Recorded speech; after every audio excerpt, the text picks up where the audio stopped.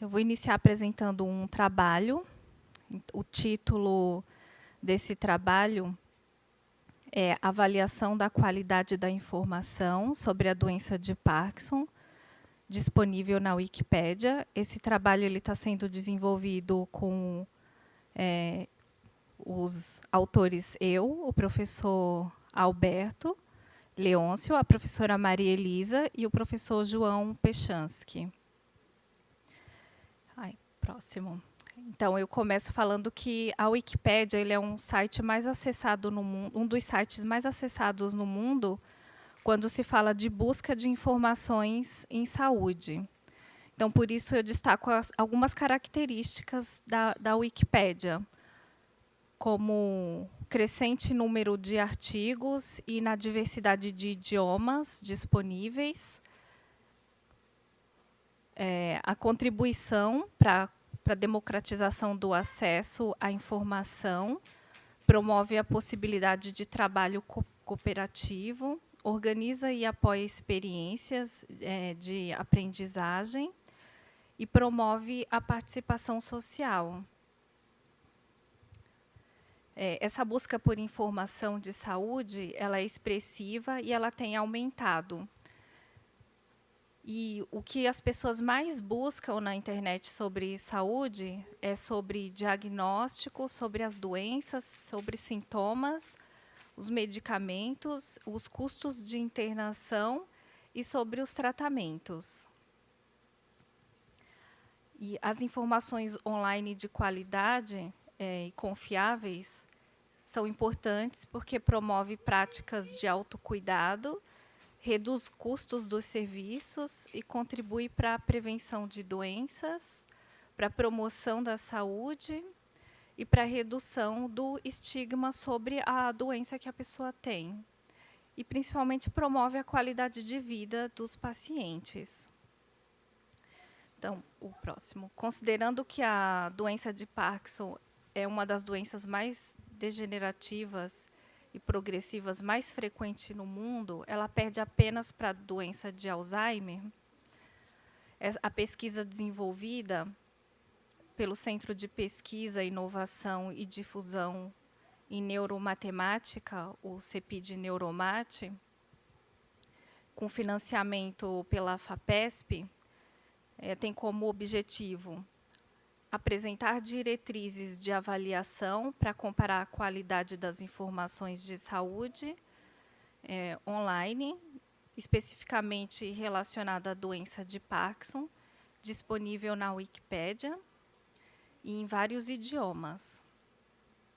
Então, para garantir a qualidade das informações sobre a doença de Parkinson, foi desenvolvido um fluxograma.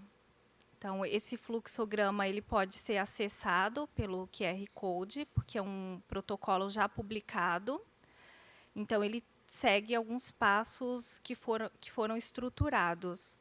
O primeiro foi a busca das páginas da doença de Parkinson na Wikipédia, em inglês.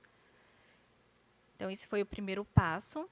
O segundo passo foi um processo de limpeza dos dados, que foram excluídos algumas categorias e subcategorias para a gente manter só os conteúdos relevantes.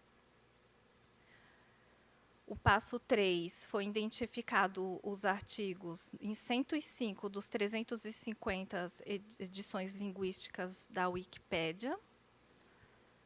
O passo 4, os artigos eles foram recuperados através de um script. Esse script ele foi desenvolvido para identificar os itens no Wikidata, e o que resultou em 121 artigos em inglês.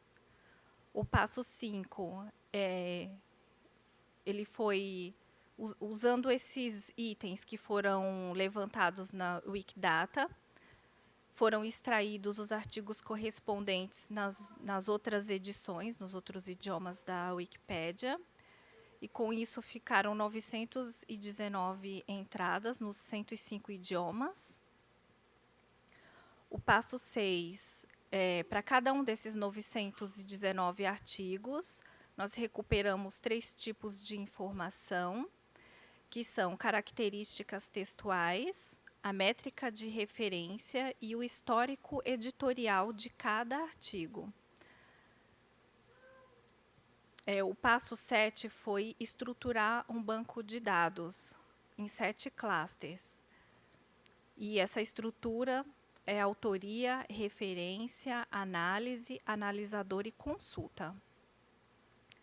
O passo 8 foi estruturar essas informações, começando pelas características textuais. Então, dos 919 artigos, foram extraídos a contagem de palavras como uma medida da completude do artigo. Para avaliar a estrutura da informação, o número de imagens foi usado como um indicador da qualidade da documentação visual dos artigos.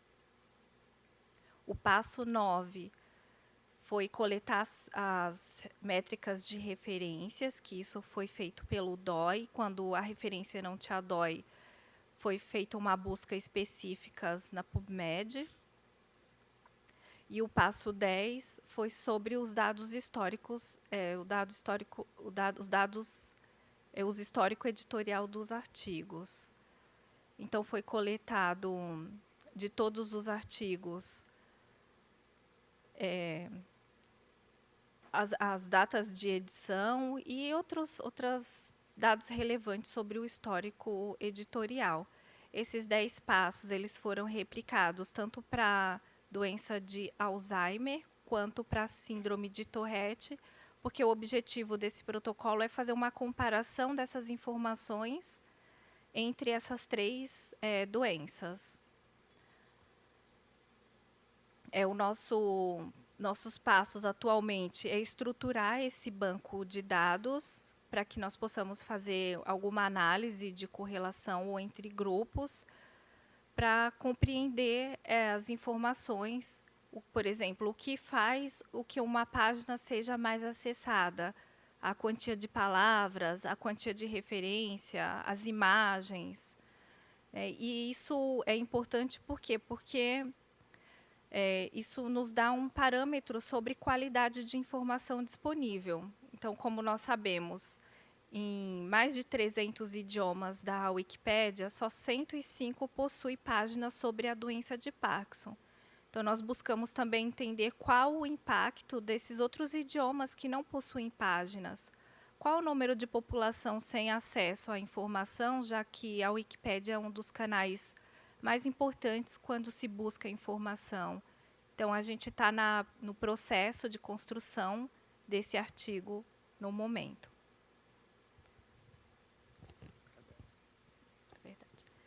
Aí eu encerro a minha fala e agradeço a vocês. Obrigada.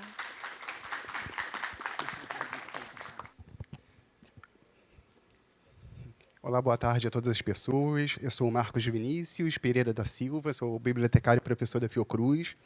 Sou um homem de pele clara, 1,75, careca. Eu brinquei na outra sala por falta de opção. Tenho olhos castanhos claros, uso um óculos de armação redonda marrom, estou com barba, estou vestindo uma calça jeans e um sapato marrom. Então, vou falar um pouco da experiência da Casa do Edvaldo Cruz. Eu estou falando tanto de difusão científica quanto de difusão cultural em conjunto, que a gente entende que são ações complementares, né, a difusão científica e a difusão cultural. Falar rapidamente sobre a Fiocruz. A Fiocruz não produz só vacina e medicamento. A gente brinca que todo mundo tem a Fiocruz, todo mundo que foi vacinado, espero que todo mundo tenha sido vacinado, tem um pouco da Fiocruz dentro de você. A Fiocruz foi criada em 1900, no contexto da emergência da peste bubônica. Então, é criada a Fiocruz no Rio de Janeiro, o Instituto Butantan em São Paulo.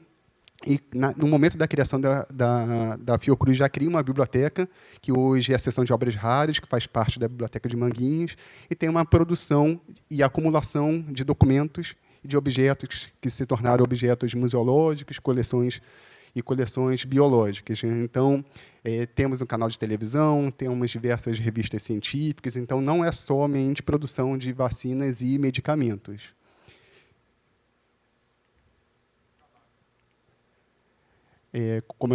Como eu comentei, né, a Fiocruz hoje está presente em 10 estados brasileiros e no Distrito Federal, tem um escritório em Moçambique e uma plataforma tecnológica em Portugal. Então, tem essas diversas ações, né, que a Fiocruz desenvolve, destacando a pesquisa, educação, informação e comunicação. E a Fiocruz vem produzindo uma série de documentos e diretrizes, né, relacionadas aos princípios da Wikimedia, né. Então, em 2014,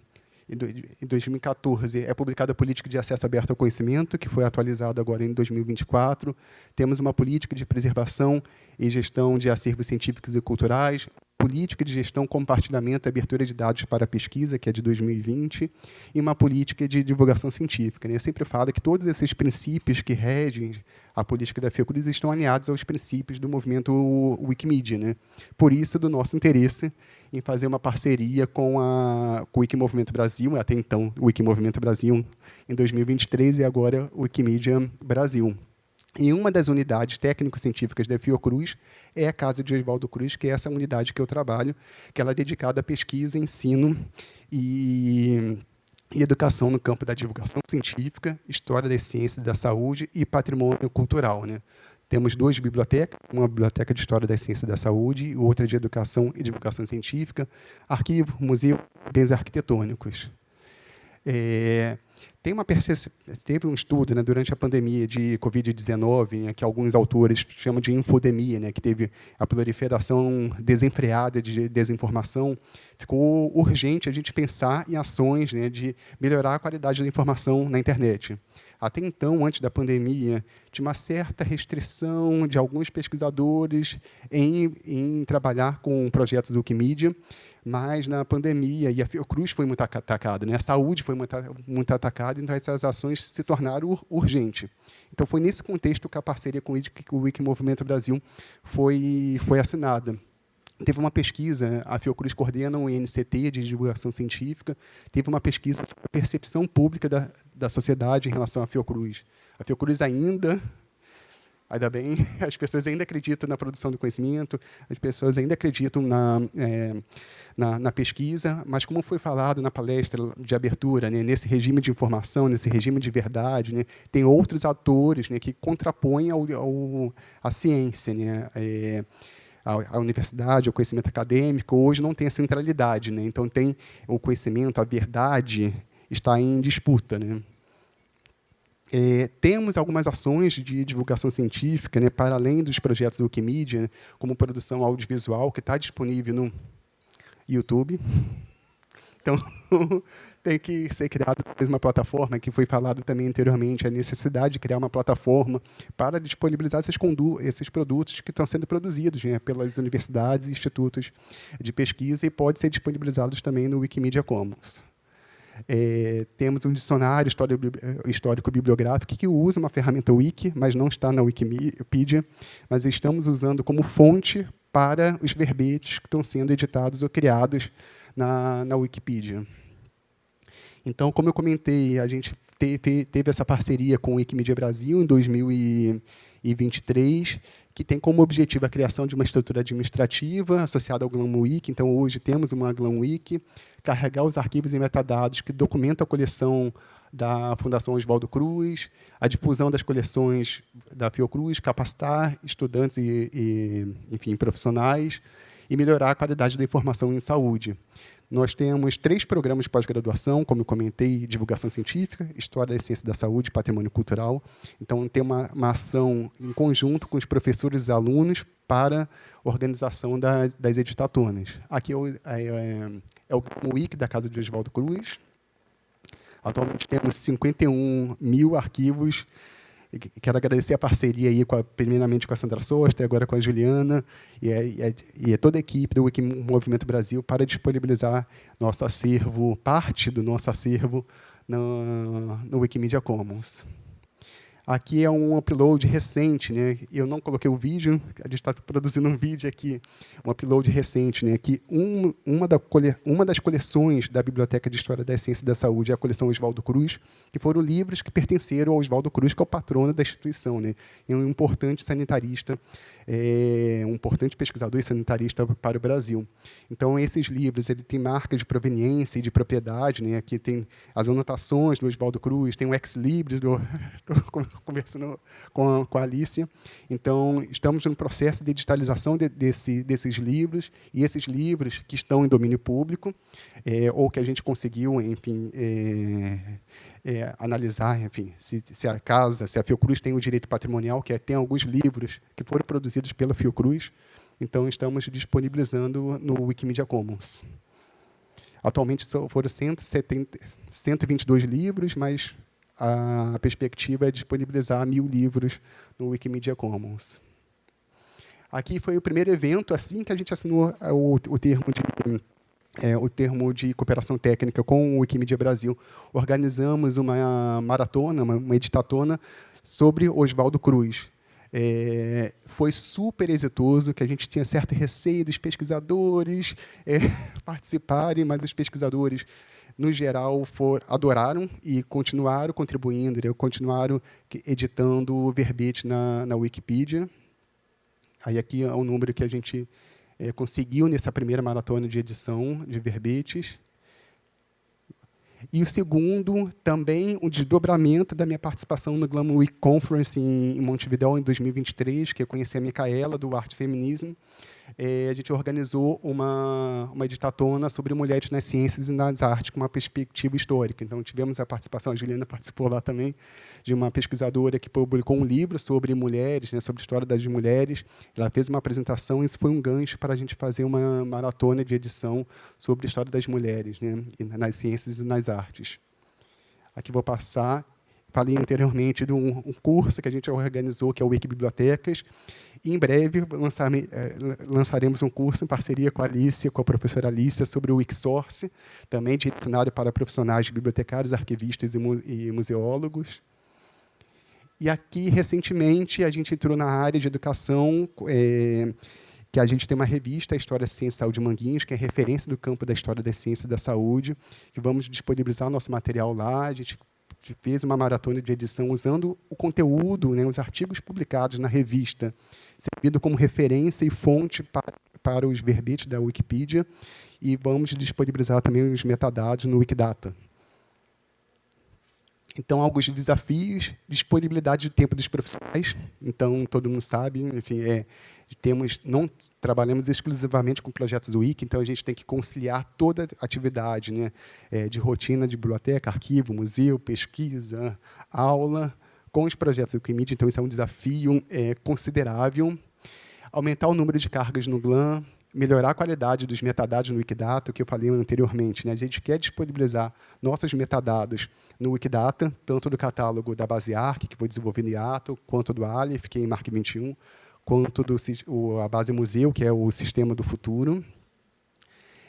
E a nossa intenção é ampliar as ações para toda a Fiocruz, né? Então, não somente para a casa de Oswaldo Cruz, né? Basicamente é isso. Aqui está o meu contato. Qualquer dúvida, estou disponível. Boa tarde, pessoal. Muito feliz aqui de estar nesse painel com vocês. Obrigado pela organização, por aceitar e colocar a gente junto. A gente vai falar de um tópico que é perto de difusão científica, mas não é exatamente, né? Então, mas eu fico muito feliz de estar nessa mesa. Gostei muito.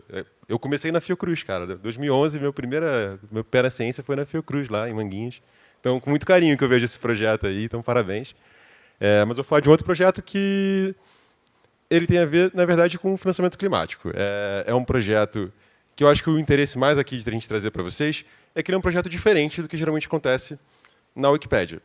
A Wikipédia é um projeto colaborativo, voluntário, e existe um tabu, que é o tabu das edições pagas, né? Que é quando uma entidade paga para algo ser criado na Wikipédia. E isso é um tabu, é uma questão a ser debatida, e ela tem problemas, mas ela não é necessariamente não incentivada. Então, você tem situações, por exemplo, como instituições culturais que fazem parcerias para carregar certos temas, que são as GLAM. você pode ter organizações como a Open Knowledge Association, que faz traduções pagas também. Então, você tem situações que isso é válido. E essa é uma dessas situações que a Wikimedia Brasil analisou e considerou que, no grande cenário da coisa, seria válido fazer uma parceria para um conjunto de edições a partir de um financiamento, com uma equipe contratada de editores para fazer essas edições. Então, o que eu e o Paulo aqui, que a gente vai fazer é apresentar um pouco desse projeto, mas muito mais para a gente ouvir de vocês suas dúvidas de como um projeto desse pode funcionar, né? Os problemas que vocês podem ver num negócio desse, e também se vocês reconhecem as vantagens para a gente conversar. Né? Tem uma equipe muito bacana fazendo isso, e nós somos wikimedistas. Nosso objetivo aqui é ajudar a Wikipedia. Então, a gente está contratado para um projeto, mas isso entra num contexto maior. Mas eu queria dar esse contexto para a gente pensar um pouco mais sobre isso. Né? Pode passar o slide? Ou tem um passador aqui? Opa, legal. Para baixo. Tá, maravilha. Então, esse projeto em si, ele surge nesse contexto de urgência climática que a gente está vendo. A COP30, um evento enorme que vai acontecer em Belém agora em novembro. E, nesse contexto todo, surgiu esse projeto, que é uma parceria da Wikimedia Brasil com o Climate Finance Fund, que é um fundo de financiamento climático, que tem o objetivo de ampliar e qualificar o conteúdo enciclopédico disponível sobre financiamento climático na versão lusófona da Wikipédia. Então, melhorar o conhecimento sobre o tema. A gente não está melhorando o conhecimento sobre uma empresa, não está melhorando o conhecimento sobre uma pessoa, está melhorando o conhecimento sobre esse tema. Então, que é um objetivo comum de ter mais informações disponíveis na web sobre o que é financiamento climático. Esse é um projeto que tem a coordenação geral do João Pechansky, do WMB, que o Célio está administrando, que o Alex está fazendo uma parte de gerenciamento, eu e o Paulo estamos fazendo uma consultoria temática, tentando organizar o projeto, e os artigos mesmo, que estão de altíssima qualidade, estão sendo feitos pela equipe, que estão ali no canto, aquelas 4 pessoas ali, dá um tchauzinho ali, dá um parabéns aí, que é uma equipe que está trabalhando muito para fazer esses artigos com uma ótima qualidade e com um triplo de dedicação para verificar fontes, para ter certeza que realmente essa edição está colaborando para a Wikipédia, que está dentro de todas as regras. Então, tem um processo de alinhamento com as regras da Wikipédia que é muito grande. Então, o Heitor, a Elide, a Laura, o Pedro e o Vitor, que está fazendo as traduções da Mariana e está agora justamente fazendo as traduções da Mariana Skander, e não pôde estar aqui agora. Então, beleza. O que é financiamento climático? Né? O que a gente está trabalhando nesse tema? No geral, o financiamento climático é esse apoio financeiro que pode ser feito por entidades públicas, privadas, nacionais, internacionais, diversos tipos de origens financeiras, mas que vão a ações que mitigam, de alguma forma, a crise climática. Então, podem ser ações de resiliência, podem ser ações de transição energética, tem toda uma gama de coisas que podem entrar dentro do contexto do financiamento climático. E até a própria definição ela é fluida, ela é ampla, conforme a crise avança e as soluções vão surgindo e sendo implementadas. Então, uma parte que a gente faz, que é importante falar aqui, que é especialmente relevante para cá, é essa gestão de conflitos de interesse. Como que a gente entrou nessa e como que a gente lida com uma comunidade que é aberta numa situação que tem um conflito inerente de ter alguém pagando para a gente editar a Wikipédia. Então, a gente tem um escopo muito bem definido no que a gente vai fazer e o que a gente não vai fazer. Né? Então, a gente já entra muito preparado para falar nãos. Se pedirem para a gente fazer uma certa coisa, não. Não pediram, e foi muito bom, mas a gente tem que ter isso muito em mente do que a gente está querendo fazer. Né? Essas validações internas para garantir uma relevância, tudo que é publicado passa por processos internos de validação, de melhoria, de qualidade, para garantir que está tudo colaborando com mais alto nível na Wikipédia em português. Disclaimers, então todo mundo criou uma conta específica para o projeto, lá tem dizendo quem a gente é, dizendo de onde a gente recebe, por que a gente recebe, até quando a gente recebe, quais são os nossos nomes de usuários na Wikipédia mesmo. Então todo mundo aqui também é editor voluntário e faz outras coisas além do projeto. Então isso está muito claro. E as boas práticas, no geral, das fontes, porque não basta não escrever sobre as pessoas. Às vezes eles podem mandar uma fonte que não é muito confiável e a gente vai colocar no artigo. Não, a gente vai passar pelo crivo mais duro possível dentro dos parâmetros da Wikipédia em português. Esse projeto vem num contexto já maior de iniciativas dentro da Wiki relacionadas a direitos humanos, a meio ambiente e a financiamento climático lato sensu. Por exemplo, teve um concurso lindo de Direitos Humanos e Meio Ambiente que aconteceu ano passado, ou ano retrasado, agora não tenho certeza, perdão. E teve uma conferência maravilhosa no Peru de Justiça Climática, Vozes Indígenas, Plataforma Wikimedia, que muitos de nós aqui estavam lá, o Túlio também, que estava aqui apresentando, né? Que também já foram o Pedro, que está na equipe, que já foi alimentando, né? Nessa campanha dos direitos humanos, a Laura já tinha traduzido o artigo de financiamento climático para a Wikipédia em português, então a equipe já estava interessada no tema, estudando, né? E só foi estudando mais, se aprofundando. E, no final, quais eram os objetivos desse trabalho, assim, especificamente? As nossas entregas contratuais, né? A gente lançou esse projeto, a gente tem 10 verbetes-chave que a gente está trabalhando, então financiamento climático, dívida climática, títulos verdes, tem uma série de verbetes, está tudo listado numa página administrativa, vocês procuram lá financiamento climático na Wikipédia, vocês vão achar com facilidade. E a gente focou também em traduzir páginas e criar verbetes relacionados a situações específicas em países. Então, financiamento climático em Bangladesh, financiamento climático no Brasil, na Guatemala. Então, certos lugares que, por um motivo ou outro, estão sendo afetados por essa crise. E desenvolver um recurso de tradução que capacite as pessoas a pegar esse conteúdo da Wikipédia em português e levar para outras Wikipédias, inclusive a Wikipédia em inglês. E isso é uma das coisas mais legais, porque a gente faz muita tradução do conteúdo em inglês para português. E aqui a gente está botando eles para fazer o contrário, né? A gente faz o conteúdo de maior qualidade em português e aí vocês podem traduzir para a língua de vocês, se vocês quiserem. Não tem problema. Então, é uma das diversões de estar fazendo esse projeto. Eu vou passar aqui para o Paulo para ele falar um pouco mais sobre outras partes aqui do projeto. Então, aqui neste mapa que aparece aqui, que na verdade não representa o estado atual, é apenas um ponto no tempo quando nós estávamos a fazer isto, podem ter uma visão mais ou menos daquilo que estava a ser produzido na altura. Uma série de artigos estavam a ser traduzidos do inglês, porque existiam lá, foram feitos quase todos, praticamente todos, num projeto semelhante que existia há algum tempo.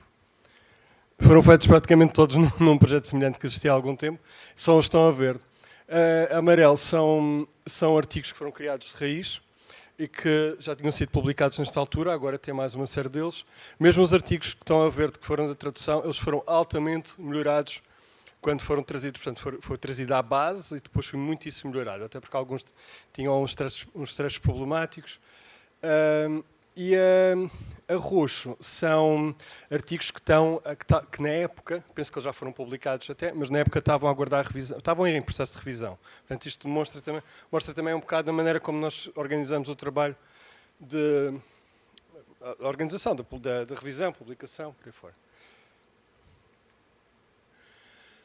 O acompanhamento foi feito penso que nós tínhamos alguns mecanismos mais tradicionais, mas uma grande parte dele foi feito pelo dashboard. Portanto, foram escritos os artigos no dashboard, as pessoas que o estavam editando foram atribuídos, ele depois dá umas métricas automáticas.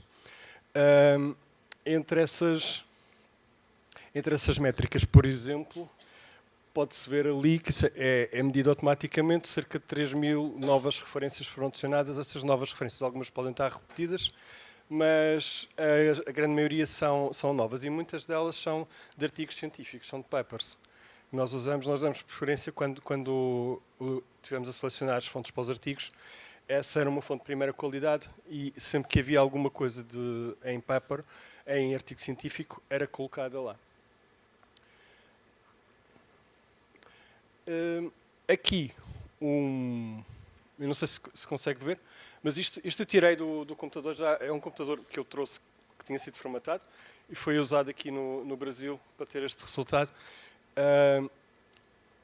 Antigamente, quando se procurava nestes tópicos de financiamento climático, aparecia simplesmente uma lista de links um bocado aleatórios, e graças aos artigos que foram feitos na Wikipédia, em praticamente todos os países, não vou dizer que todos, porque às vezes o Google funciona de uma maneira um bocado críptica, mas em praticamente todos os países onde nós fizemos os artigos, o Google organizou a informação do financiamento climático em torno dos artigos que nós fizemos, como dá para ver aqui. Ele, por exemplo, neste caso ele não fez o quadrinho, mas às vezes ele faz o grafo ali, o knowledge graph.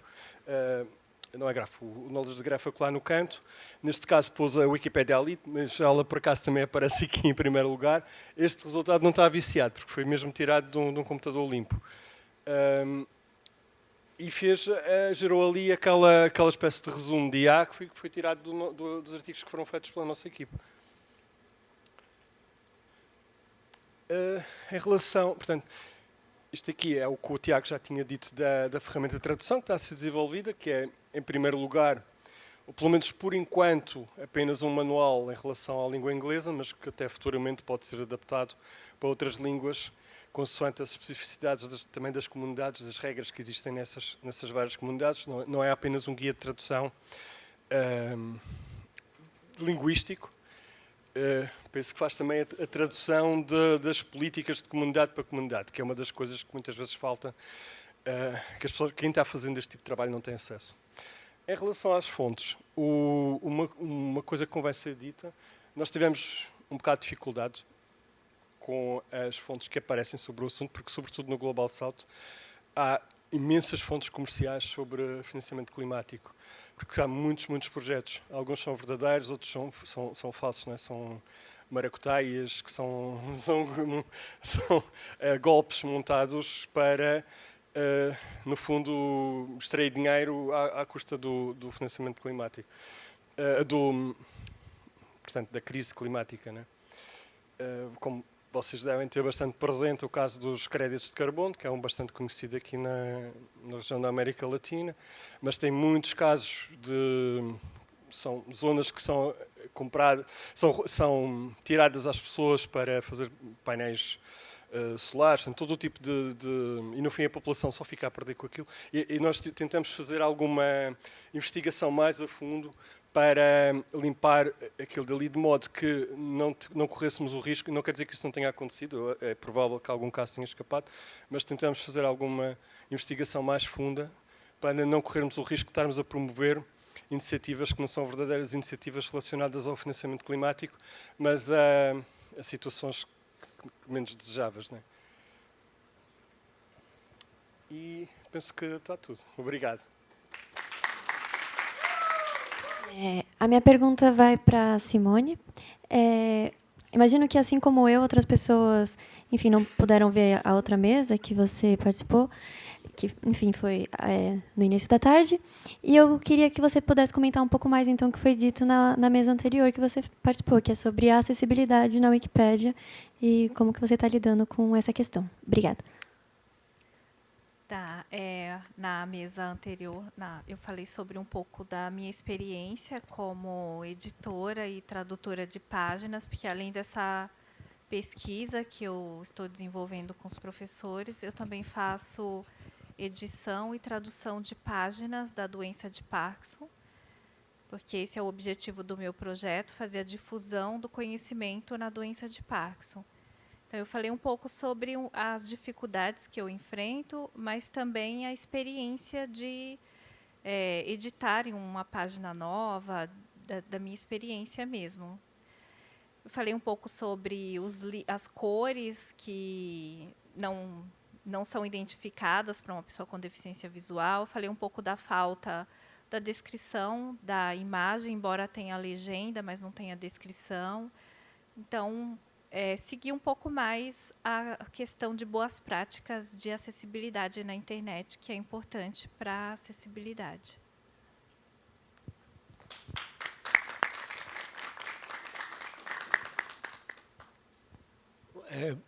Boa tarde, né? Uma pergunta, de uns 5 anos para cá, começou a ter um critério de classificar os verbetes e os textos em pseudociência e ciência. E tem uma lista das pseudociências.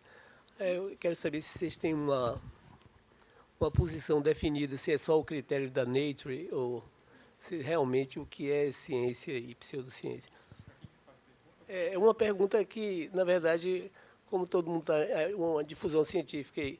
Mas como é o nome dela? Simone foi que apresentou mais um critério mais rigoroso de ciência.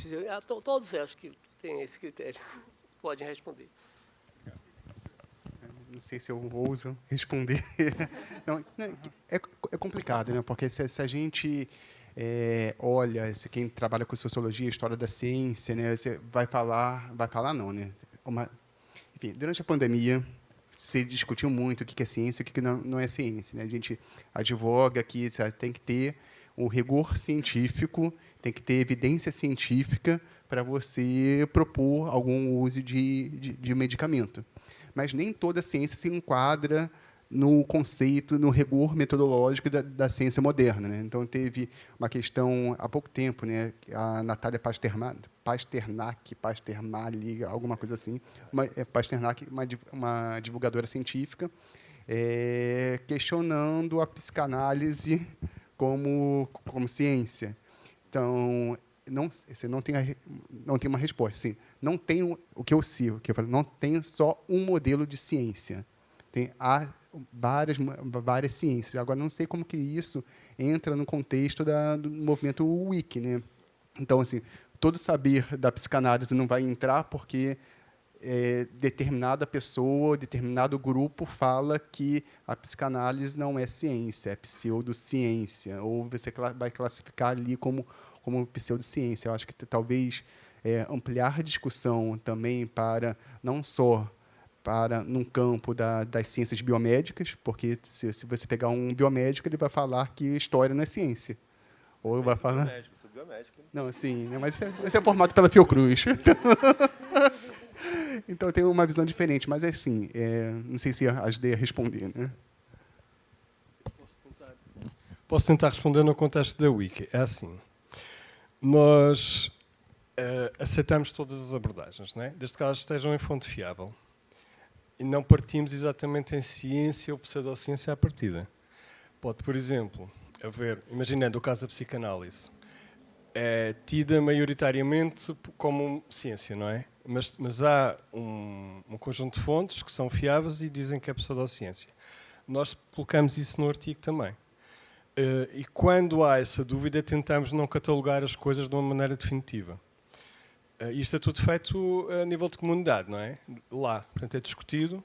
Quer dizer, as coisas são postas no artigo, depois, se houver conflito, há uma discussão, e aí é que se faz essa separação. Há coisas que a comunidade decide que é pseudociência. Por exemplo, eu lembro-me de um caso que foi bastante debatido lá, penso que em 2010, que foi o caso da teoria das hidroplacas, que era uma teoria que eu penso que vem de alguma confissão religiosa, de que as placas tectónicas andam por cima de um grande oceano que está por baixo, quer dizer, todas as fontes que suportavam aquilo eram, embora a gente as aceite como fontes alternativas, mas eram fontes que não faziam parte da ciência, não tinham, eram uma teoria, mas que não era uma teoria científica. Aí entrou direto para a pseudociência, porque não há nenhum cientista com reputação que dissesse que aquilo era ciência. Se houvesse um conjunto, talvez não, mas um conjunto de cientistas com alguma reputação que dissesse que essa teoria das hidroplacas e do oceano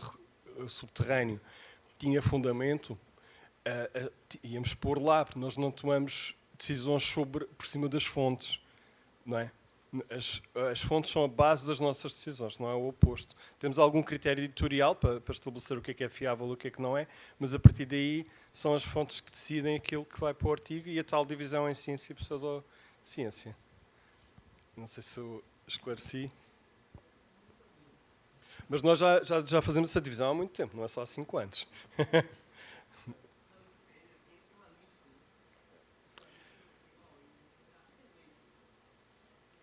Não pode haver um artigo que usa a Nature como referência para isso. É possível. Mas tudo é possível contestar lá. Se achar que aquilo não está correto e há outras fontes que contradizem isso, é ir lá e debater. E esse aqui é um espaço muito legal, porque tem muitas coisas na Wikipédia que elas são feitas e às vezes não são muito vistas. E aqui a gente pode aproveitar esse espaço para você pegar na mão algum wikipedista e falar, olha, dá uma olhada nessa página aqui, porque isso aqui está esquisito, né? Às vezes a gente não consegue policiar tudo o que está acontecendo na Wikipédia, às vezes passam coisas, seja pseudociência, seja ciência, seja chamando pseudociência de ciência, seja o que for. Seja o que for. Às vezes passa batido, porque nós somos poucos e o mundo é grande, né? Então a gente pode aproveitar esse espaço para a gente desenvolver esses mecanismos para conseguir desenvolver esse debate. A ideia, como o Paulo está falando, é dentro da Wiki a gente conseguir representar de forma plural as diferentes fontes, diferentes ideias de ciência, né, a partir de uma perspectiva coletiva e rigorosa. E aí, então a gente tenta fazer isso ao melhor, né? Mas a Wiki não vai tomar uma posição forte sobre nada além do compromisso com as fontes fiáveis. Muito obrigado. Fez sentido? Vamos para uma próxima pergunta. Aí você fala também se é para a banca ou para alguém específico. Obrigado. Salve, boa tarde. Meu nome é Felipe. A pergunta é mais direcionada ao Tiago sobre essa questão do financiamento climático.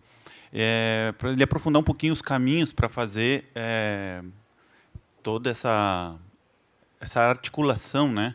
E também sobre critérios objetivos para como escolher essas pessoas, essa equipe, como é que foi escolhida. E esse financiamento, como é que entra dentro daquelas categorias de trabalho que estão ali. Isso também, para mais pessoas também entender como é que isso fica transparente dentro de algum espaço. Eu acho que essa é uma informação bem relevante até para a gente aprofundar mais isso, né?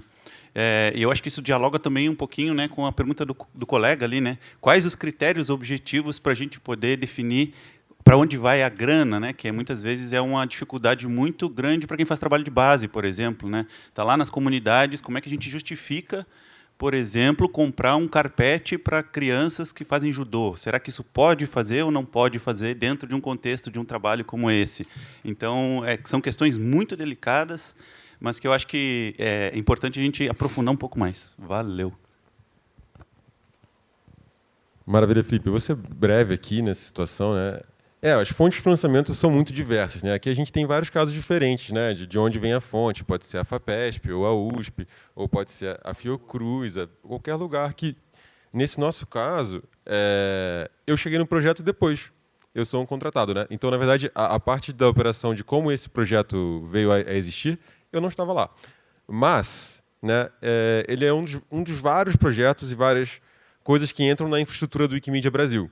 Então, a Wikimedia Brasil ela tem um financiamento da Fundação, que ajuda a operacionalizar as atividades rotineiras da organização. Tem um financiamento para eventos, como esse aqui. E a organização ela faz várias parcerias, faz vários eventos de capacitação. Então, a Simone está num projeto que está um João envolvido, pessoas envolvidas. Né? O Marcos aqui também fez o GLAM junto com o pessoal do Wiki. Tudo isso vai entrando num contexto de parcerias. E existe uma linha de captação de dinheiro que consiga justificar para a Fundação que nós também conseguimos dinheiro de outras fontes. Então, isso veio através de um edital, de um processo interno desse Climate Finance Fund, que é uma galera que tem muito dinheiro e financiam coisas muito grandes, e a gente tem uma merrequinha dentro do orçamento deles, que é para isso. E isso foi uma negociação dentro do projeto de organizar e que foi feito antes, e aí a estrutura de dinheiro, na verdade, foi definida no projeto. Então, foi uma negociação feita pelo diretor executivo, pelo João, né, com a equipe, com o Célio, com o Alex, que fizeram uma determinação criteriosa se os critérios do edital estavam batendo os critérios da Wikimedia. E isso é um processo regular, beleza? Quando faz uma parceria GLAM, toda parceria GLAM para difusão científica, mesmo que seja com uma instituição fenomenal como a Fiocruz, passa por um processo interno de decisão, se é uma coisa que está alinhada com os princípios da Wiki e se não está. Isso não foi diferente, né? Mas os processos meio... É um pouco assim, tinha um edital, aplicou para o edital, tem edital que a Wikimedia aplica e ganha, tem edital que a Wikimedia aplica e perde. O caso foi um caso que ganhou, e a gente conseguiu desenvolver a partir disso. Mas também as informações são limitadas e fica por aí. Eu ia ser breve, não consigo. Desculpa. Só complementar essa questão de financiamento, eu acho que assim, a gente, no geral, trabalha em instituições públicas ou organizações não governamentais, instituições culturais, a gente sabe das limitações orçamentárias que essas instituições têm. Né? No contexto agora, assim, enfim, falar de política, né? Enfim, orçamento agora tem as emendas parlamentares, não está no executivo, então eu acho que essas instituições têm que alternativas de captação de recursos e talvez promover, ter ações de capacitação para escrever projetos, né? Porque eu acho que isso é uma questão que que está urgente, né? Assim, hoje tem emenda parlamentar, então você tem que caçar deputado para você conseguir uma emenda parlamentar para conseguir conseguir alguma coisa. Recentemente teve um edital da FINEP junto com a MCTI para instituições culturais de acervo. Muito dinheiro, só 3 milhões, 4 milhões, 5 milhões. Você tinha que pedir equipamento de... não, eu não quero... Você não pode pedir um equipamento de 50 mil, tem que pedir um equipamento de 500 mil. Só que a burocracia para descrever esse projeto era gigantesca, né? Então, assim, gente, principalmente quem trabalha em instituição de cultura, tem que se capacitar, acho que no contexto que está agora, para escrever e concorrer a esses editais. E talvez não, né? Incluir ações, projetos do Wikimedia dentro desses projetos, né? Porque é uma visibilidade, acho que ações de difusão cultural, ações de difusão científica, né? Você ganha muito mais visibilidade. Então, assim, talvez seja uma alternativa incluir ações, projetos do Wikimedia dentro desses projetos de captação de recursos externos. Obrigado. Só um ponto também, talvez nem todos saibam, mas na Wikimedia agora nós temos a Diana, que também capta recursos. Então, talvez um ponto nesse tema é procurar a Diana para ver alguma questão disso. É bem interessante. Vou passar mais uma pergunta. Você lê mente, Túlio? Você respondeu. Não, mas assim, complementando, se me permite, só para vocês saberem, o governo federal agora tem um edital aberto até dia 28 de julho, edital para a periferia, né? E tem uma carência na área da cultura e da cultura digital para captar recurso. E esses editais, o plano da Lei Aldir Blanc, que é o programa, vai investir, já está investindo, já foram 3 bilhões, vai investir mais 13 bilhões até 2028. Eu consegui ganhar um edital na minha cidade. Então, a gente tem que ter... Aí a Diana é o nome, essa era a pergunta. Quem é o contato dentro dessa estrutura para a gente estabelecer uma parceria? Porque, assim, eu, Valécio, lá em Jacobina, não posso escrever, dizer, eu vou fazer pelo Wikipedia. Será se eu posso? Então, fica outra pergunta aqui. Será se primeiro eu aplico, dizendo que quero fazer um Wikitona, um Edidatona na minha cidade, ou antes é bom escrever um e-mail para o Wiki Brasil, pedir uma carta de anuência, uma autorização para a gente aplicar para um edital desse, né? Então, já devolvi a pergunta. Não, eu também não posso responder, mas a Diana é ótima. Falem com ela, né? Ela está fazendo várias coisas de captação, inclusive doação com abatimento no imposto de renda e tudo mais. Então, várias possibilidades. Sobre a parte de, preciso perguntar para o Wikimedia Brasil antes de fazer alguma coisa? Não precisa. É de bom tom, porque a gente pode ajudar, a gente tem gente muito experiente. Essa formação que o Marcos mencionou o pessoal é muito bom nisso. O João é muito bom nisso, né? O Alex é muito experiente, o pessoal é muito experiente nisso tudo. Então, a gente pode fazer uma parceria, auxiliar, então vale a pena. Um caso muito legal é o caso da Afropédia. Eu não sei se o Danilo vai falar aqui, vai falar amanhã, que maravilha. Então, não vou adiantar muita coisa. Mas o Afropédia é um caso de um edital que um grupo ganhou, ele não tinha nenhum contato com a gente, eles ganharam, estão fazendo um projeto lindo e fizeram esse contato a posteriori. Também é possível. Está lindo, maravilhoso. Contanto que você siga as regras da Wikipédia, não tem problema. Agora, se vocês falarem com a gente, vocês podem beber de uma certa experiência organizacional que pode apoiar. Mas, então, é uma opção, mas não é uma restrição a priori. Não precisa pedir autorização nesse sentido, contanto que siga as regras da comunidade da Wikipédia. Só lembrando que a gente fala não em nome da Wikimedia, mas sim como membros, né? Que a gente não estou falando minha, o que eu vejo, eu posso estar errado também. Mas é a minha experiência como membro há, sei lá quantos anos. Sim, eu também falei. Então, procure a Diana, mas não, que ele falou, não se limita. E temos também o Wiki Apoia, que inclusive está acontecendo agora. E nós pedimos para depois darem uma olhadinha no Wiki Apoia, porque é onde nós temos financiamento direto a pessoas, não precisa ser empresa, e é bem bacana. Vou passar agora para a última pergunta. Bom, eu vou fazer o clássico, não é muito uma pergunta, mas um complemento.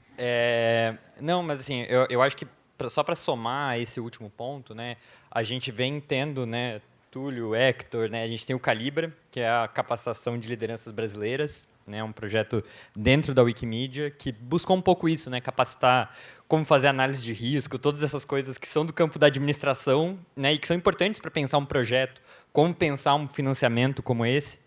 que está acabando agora, mas justamente ele está se metamorfoseando no Organize, né? A gente vai lançar uma brochura, creio que amanhã, tem um banner aqui fora que é justamente isso, é um manual para pensar projetos e como captar e organizar eventos, conferências, pedir financiamento, né? E acho que vai um pouco nisso, né? E o próprio projeto do financiamento climático, né? Eu acho que ele, do parte do financiador, tem um pouco disso, né? Melhorar a qualidade de informação sobre países do sul global, sobre financiamento climático, em última instância, querer que as pessoas lá na ponta aprendam a como acessar esses fundos também, né? Então, acho que também, por parte estratégica do financiador para esse projeto do Fincli, tem um certo aspecto disso, talvez mais de fundo do que de frente, mas tem um pouco disso, né? Assim.